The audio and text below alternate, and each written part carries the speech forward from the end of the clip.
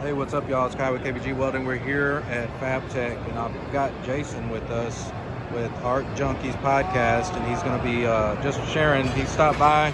Blessed to have him here. And so, Jason, man, how's Fab Tech 2021? It's been going great so far, man. There's, I know a lot of the big names pulled out of the event and stuff, but I think this show right here is for the end users. Hey, man. All right, good stuff. So you're influence, you're impacting the industry, you're reaching out, you have a lot of contact with a lot of different people. What drives you? What drives you to do that? I think it's just the passion for welding, and especially being here, and like, you know, you get so many people to walk up and they're like, hey man, I listened to the podcast, I've seen your videos. That part drives me to keep giving back to the industry, because you don't see your reach. Like when I do a podcast episode from like my garage, I don't see the effects, I don't see the reach that it has. But to come to a show like this and have people walk up and say, hey, you know, thanks for putting that video out. I show it to my students all the time. You know, I've avoided grinder accidents because of this video. You know, I started my own welding business because of this podcast. That motivates me to keep doing what I'm doing. Obviously, I'm doing something right, and this isn't a path that I set out to do. You know, Jimmy gave me the podcast back in 2019, and I was really unsure of myself. I didn't know anything about podcasting, and I told him if I was going to do it, I was going to do it well, and I was going to do it right, you know, to make him proud of what he created, and just keep passing that passing that information off to the next generation of welders. All right, yeah, and you know, getting up every day and doing it, nobody's going to do it. No. You know, so being motivated and having a passion for it, it takes that. You got to have that, because you're the only one that, you know, you're not always going to be motivated. In the Bible, it talks about David. David had to encourage himself at one point because everybody turned against him. Mm-hmm. And so, you know, that's what it takes. You got to have the passion for it. So getting into the industry, getting into welding, how did that transpire? How did that come about? I got into welding at 15. You know, I saw my dad cut a piece of chain. We were digging swimming pools at the time. We went back to the shop, and I can't remember why we needed to cut this chain, but I seen him cut a piece of chain with an oxy fuel torch. And I was like, that was really cool. Yeah. Like, I want to do that. Like, how do I learn how to do that? And the following year, I signed up for a welding class. Gotcha. And, you know, every process that I learned, it was just like, wow, there's more. I've been welding for 24 years now, and like, you know, every time like I come to Fab Tech, it's like, wow, there's still more. Yeah. You know, and you can go down a rabbit hole on information just on pick a welding process. You know, nobody is a 100% know-it-all professional with it. There's still something more to learn. Maybe you're good at steel alloys. Well, you can also weld aluminum with stick or stainless. It's a whole nother beast, a whole nother skill set to learn. So that's kind of what got me into the industry, and that's, you know, the knowledge to learn more is what kept me here. Okay. So what's your favorite? What's your wheelhouse as far as the end of the process? I love stick welding. Stick, flux core, anything. Like, I got a structural steel background. Okay. So those are the ones that I love doing. But I know that when I get in my shop and like everything else is quiet, I love just sitting there running TIG welds.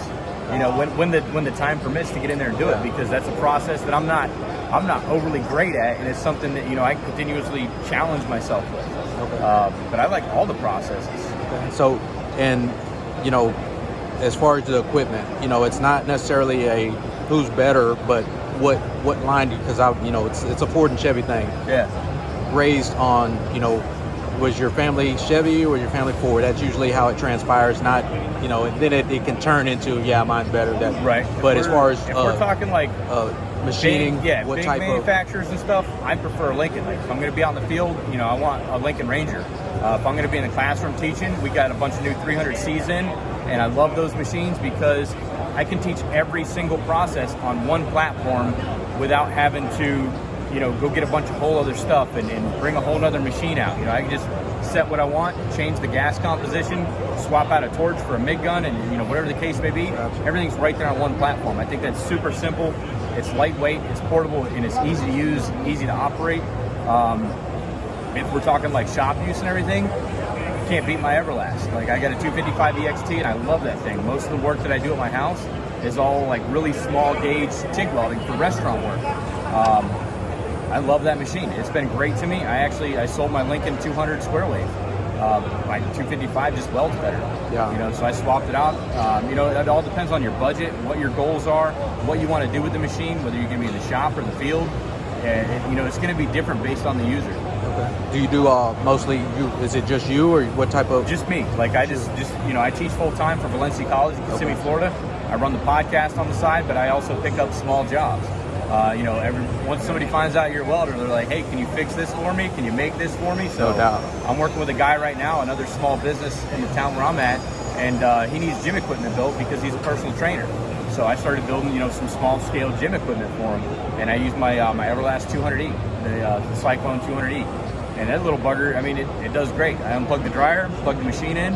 I don't have a big workshop like most people. I have a small garage where I do welding, woodworking, podcasting, and fixing whatever breaks the house. All right, gotcha. Good stuff, man. Well, we appreciate your influence, because you are influence. Sharing what you learn, sharing who you meet. So we appreciate you in that, and just stepping out there, because it takes stepping out there, to learn to take that. And it's not always easy, right. Because the fear always arises. Oh, yeah. And it probably still arises at different times, So we appreciate that, taking the step of faith, man. So appreciate what you do. Keep on grinding, man. Thanks for having me on, man. I really appreciate it. Thank you for your time and the opportunity. All right, thanks, sir. All right, y'all. KPG Welding, thanks for checking us out.